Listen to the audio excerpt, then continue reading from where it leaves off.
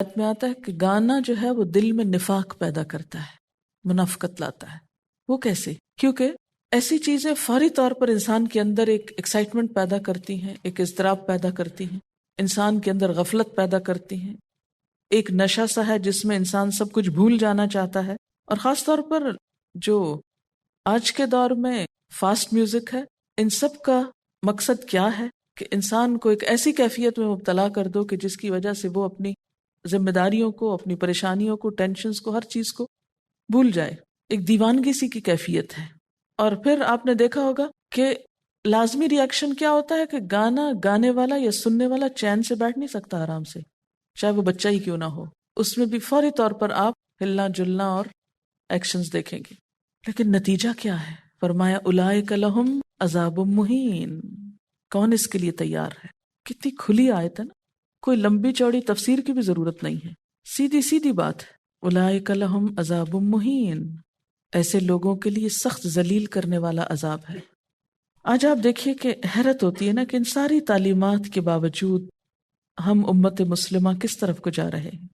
جو کچھ قومی پیمانے پر ہو رہا ہے وہ تو ہے ہی، لیکن انڈیویجولز بھی کچھ پیچھے نہیں ہیں۔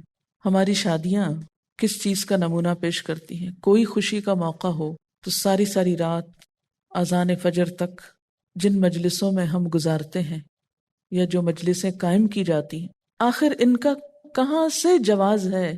10% بھی کہاں سے جواز نکلتا ہے کہ یہ سب کچھ اللہ اور اس کے رسول صلی اللہ علیہ وسلم کو خوش کرنے والا ہے؟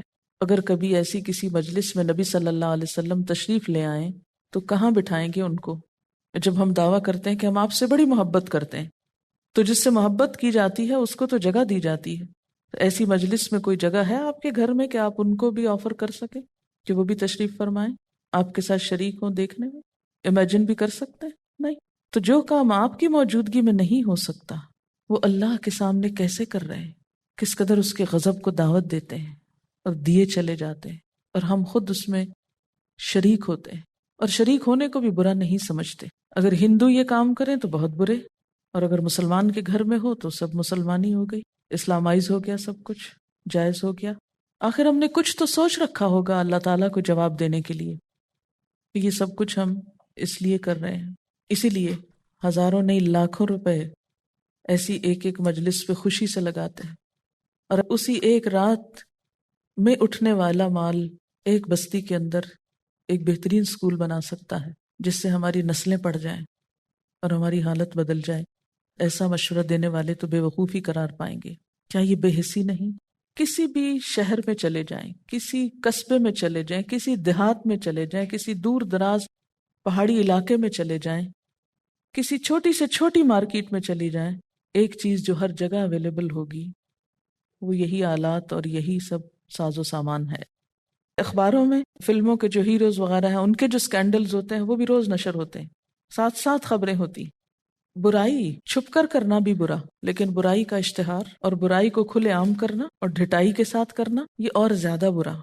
پھر آپ دیکھیں کہ اگر اتنا ہی کام قرآن کی تعلیم کو عام کرنے کا بھی ہوتا تو شاید کچھ نجات ہو جاتی، لیکن جتنے پوسٹرز، جتنی پبلسٹی، جتنی پروڈکشن ان سب چیزوں کی ہو رہی ہے، کیا اس کے مقابلے میں اللہ کے کلام کی بھی اتنی ہی پروڈکشن ہو رہی ہے اس کو عام کرنے کے لیے؟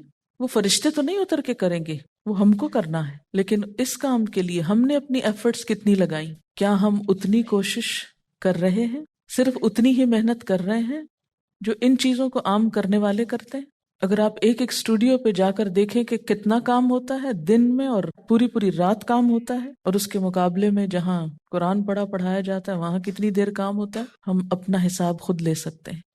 ہم اپنے رب کو کیا جواب دیں گے کہ وہ چیزیں جو تیرے دین کی راہ میں رکاوٹ تھیں ان کے لیے تو ہمارے ہی بھائی بہنوں نے خوب محنتیں کی، نہ ان کو روکا، نہ ان کو کچھ بتایا، اور نہ ہی چونکہ بغیر علم اس کا سبب تھا، نہ ہی پھر علم کو عام کرنے کے لیے کوئی محنت ہم نے کی۔ اس کے لیے عزم کی ضرورت ہے، محنت کی ضرورت ہے۔ صرف بلیم کر کے لوگوں کو برا بھلا کہہ کے کام نہیں چلے گا کہ ہم یہاں بیٹھ کر اس سارے کاروبار کے کرنے والوں کو گالیاں دے کے اٹھ جائیں اور دل ٹھنڈا کر لیں اور ہم سمجھے ہماری ذمہ داری ادا ہو گئی، یا ہم ان کو ساتھ نفرت کا رویہ کریں یا برا بھلا کہیں۔ اللہ تعالیٰ نے خود ہی بتا دیا ہے کہ اصل وجہ بغیر علم ہے۔ یہ سب بھٹکنے بھٹکانے کا کام کیوں ہو رہا ہے؟ اس لیے کہ لوگوں تک پہنچا ہی یہ علم ہے، دوسرا پہنچا ہی کب ہے؟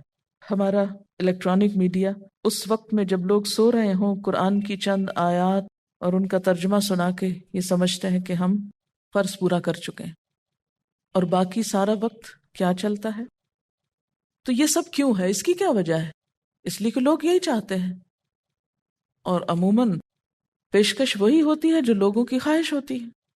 ہم جیسے اگر وہاں بیٹھتے بھی ہیں، کچھ سنتے بھی ہیں، تو وہیں بول بلا کے تھوڑی دیر ناگواری کا اظہار کر کے اور بس چپ ہو جاتے ہیں۔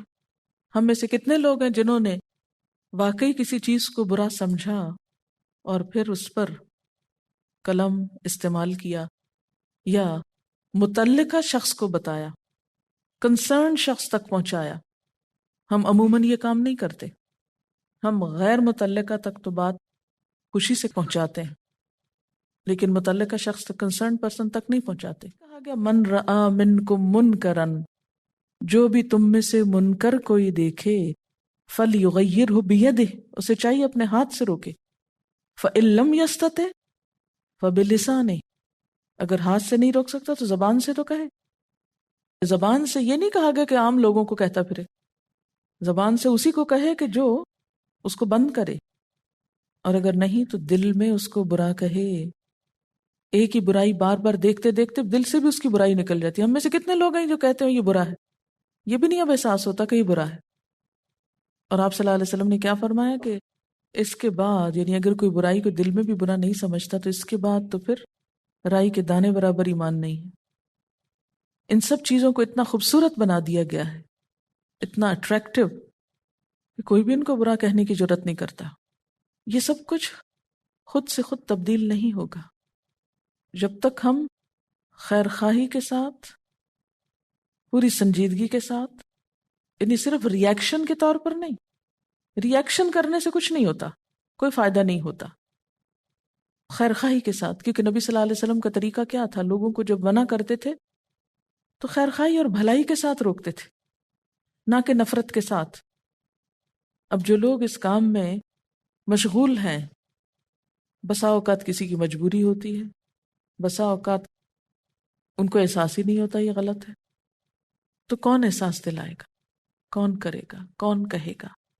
اور اگر ہم کہتے بھی ہیں نا تو پہلے سے بھی کام خراب کرتے ہیں، ایسے الفاظ استعمال کریں گے، ایسی لینگویج استعمال کریں گے، ایسا انداز استعمال کریں گے کہ جس سے دوسرا سننے کی بجائے الٹا اور بھڑک اٹھے، فائدے کی بجائے نقصان کر کے آتے ہیں۔ تو بات یہ ہے کہ ہماری دینی اور قومی حمیت اور غیرت اور ایمان کہاں ہے؟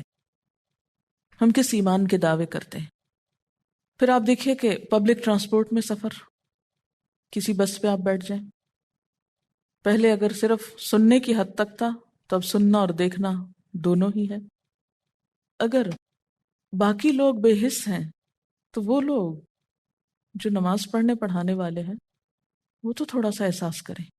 ان الصلاۃ تنہی عن الفحشاء والمنکر، نماز تو انسان کے اندر وہ قوت پیدا کرتی ہے کہ جو فحاشی اور منکر دونوں کو روکنے کے قابل بناتی ہے۔ یہ کیسی نمازیں ہیں ہماری جو ہمیں اس کام سے نہ روکتی ہیں اور نہ احساس دلاتی ہیں۔